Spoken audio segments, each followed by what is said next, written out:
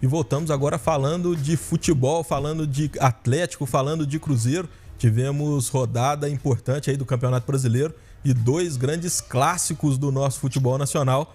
2 empates em 1-1.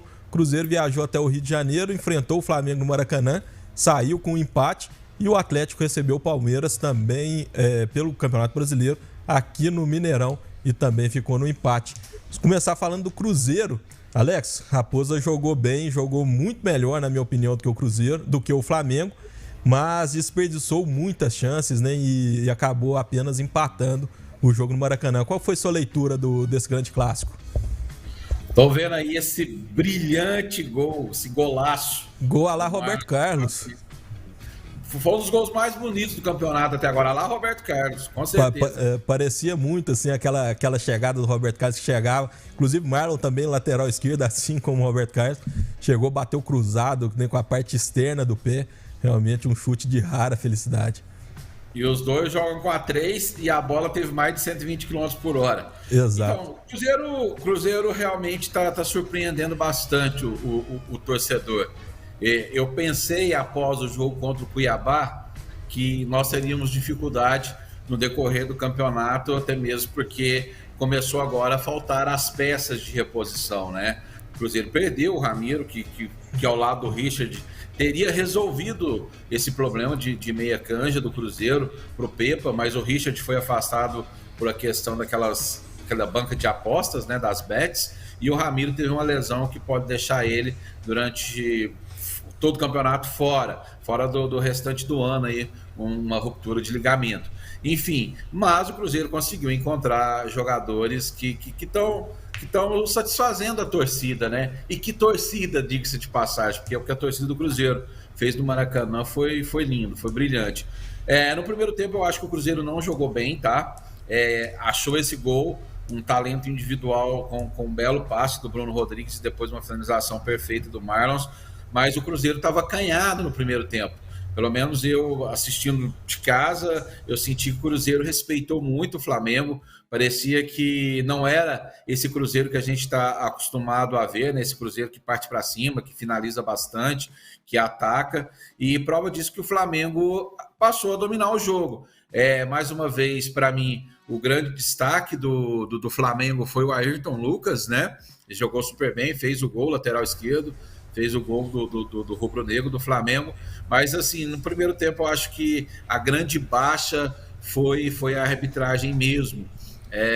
E também a gente tem que ficar triste com a grande mídia, pelo que fizeram com o Cruzeiro e que fazem também com os times mineiros. A torcida do Cruzeiro, ela deu um espetáculo no Maracanã, ela calou o Maracanã. Inclusive, se você for para as redes sociais, você vê Twitter, você vê posts no feed de Instagram, nas redes sociais de flamenguistas até famosos, falando que coisa é essa, a torcida do Cruzeiro está calando a gente aqui no Maracanã, e o pessoal se referindo a alguns setores da arquibancada do Maracanã que os flamenguistas estavam completamente em silêncio, e mesmo assim a menina falou que a torcida do Flamengo fazia barulho. Depois tentou se desculpar, mas eu acho que... Só o narrador, né, do Sport TV que ouviu a torcida do Flamengo cantar. Acho que nem os torcedores do Flamengo ouviram. Os próprios torcedores do Flamengo não ouviram o Flamengo cantar. Realmente, eu não ia citar nome, mas já que você deu, só o narrador da Sport TV que falou que o Flamengo estava dando um show, e eu não vi isso. Em momento algum do jogo eu vi isso. Nota baixa, Paulo, na primeira rodada do campeonato, teve um lance muito parecido. O Fagner, ele agrediu o atacante do Cruzeiro, sequer a arbitragem pediu o VAR para consultar, fazer algum tipo de análise. Ontem nós tivemos... Não deu nem falta, né, o lance do Fagner. Não deu nem falta. Nem falta deu. Ontem, pelo menos, deu amarelo, mas sequer o juiz ignorou. O juiz ignorou a reclamação do torcedor do Cruzeiro, do jogador do Cruzeiro em questão. Poxa, é o que você falou, foi um peito no pé, né? Não foi nem um pé no peito, porque só pode ser essa a interpretação da arbitragem. Acho que a diretoria do Cruzeiro, nesse sentido, tem que protestar, ela tem que reclamar, não pode passar esse tipo de lance. Uma hora pode ser fatal. Eu ainda comentava com um amigo meu que estava vendo o jogo, falava o seguinte: olha, o Gerson não foi expulso e pode ser que daqui a pouco ele crie uma jogada e faça o gol de virada do Flamengo. Ainda bem que não, né? O Flamengo não conseguiu construir. No segundo tempo o Cruzeiro atropelou, faltou mesmo só finalizar, e eu acho que o Cruzeiro precisa ter essa calma no último lance que é fatal, que precisa marcar, e o Cruzeiro está chegando com muita velocidade, mas não está marcando o gol, né?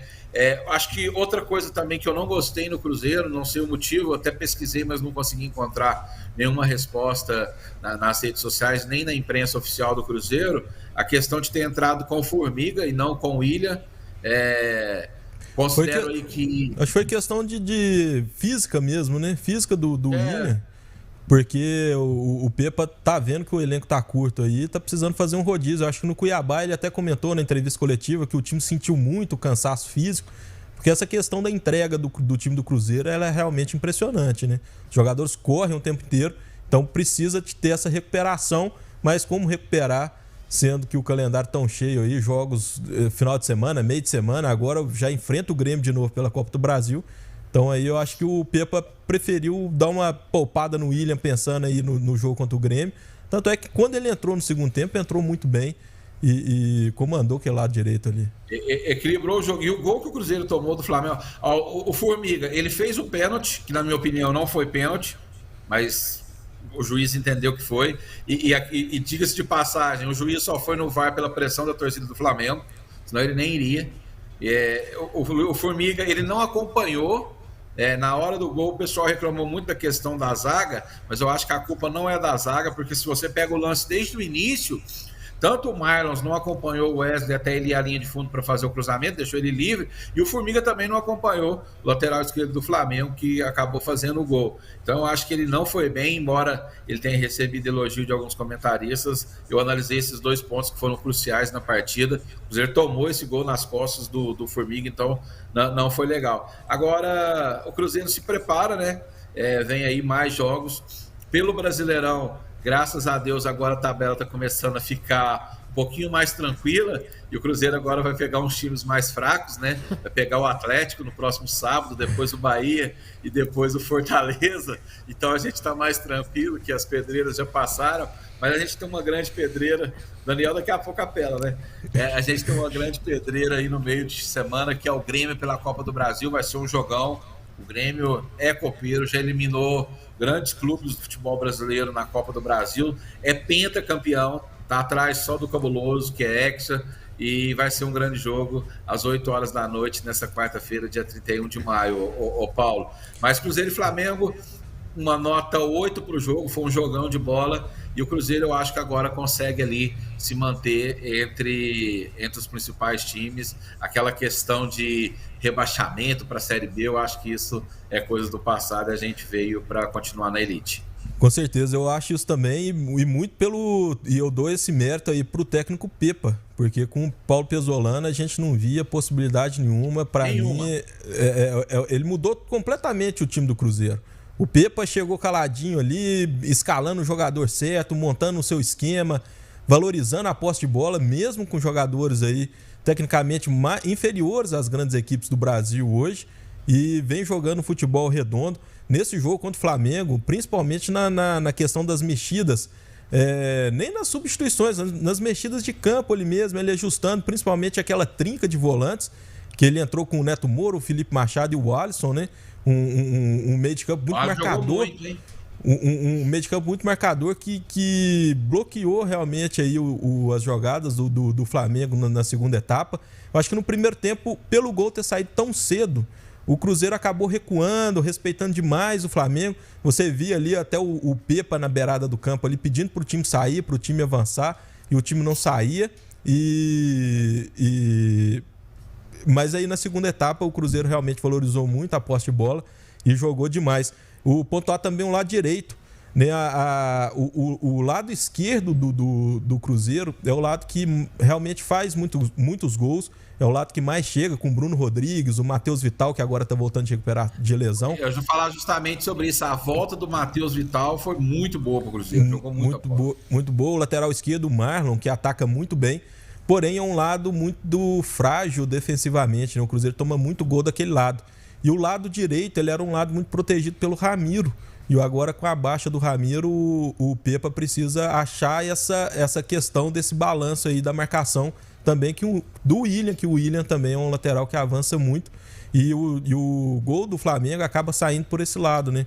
o lateral direito ali do Flamengo acaba fazendo uma jogada boa, cruza, e aí o Ayrton Lucas chega e faz o gol de empate. Então são esses dois pontos aí que eu queria ressaltar antes da gente passar para a análise do jogo do Atlético. E para falar do Galo, ele tá de volta, o Alex. Depois de uma semaninha de folga aí, nosso grande Dani tá de volta aqui para falar do Galão. Galo que foi também um jogaço, polêmicas de arbitragem aí, polêmicas depois do jogo. E o Galo e Palmeiras terminaram em 1-1. Dani, como que foi sua leitura do jogo aí? Boa tarde. Boa tarde, Paulo. Boa tarde, Mochila. Beleza? Graças a Deus. Boa tarde. Ô, Paulo, eu vi o jogo. Eu primeiro vou elogiar, porque eu achei um jogo muito bom.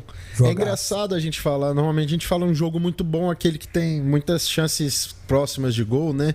Mas ontem, apesar de ter sido um ótimo jogo, não teve tantas chances, porque eu acredito que foi mais aquela disputa de dois times que visivelmente tem qualidade, que é a disputa no meio de campo, né? Muita roubada de bola, a marcação muito certinha, muito ajustada.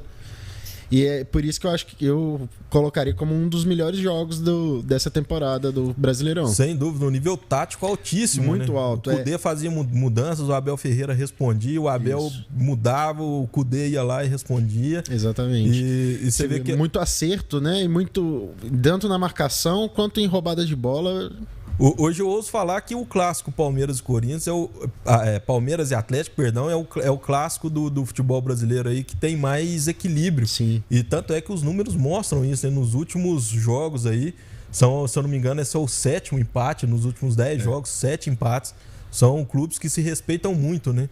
Tanto o Palmeiras respeita muito o Atlético pela força do elenco do Galo, também o Atlético respeitando muito aí o Palmeiras, mas é um respeito, não verdade. É aquele respeito de medo de jogar. Não é um respeito assim de alto nível mesmo, de jogadores. E dentro de disso também tem uma relação muito...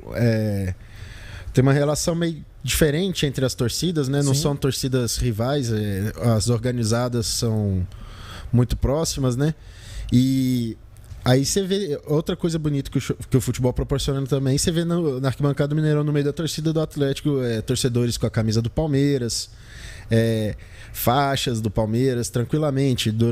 A convivência em volta ali na esplanada é tranquila com torcida, entre as torcidas de Atlético e Palmeiras. Eu já tive a oportunidade de ir num Atlético e Palmeiras também.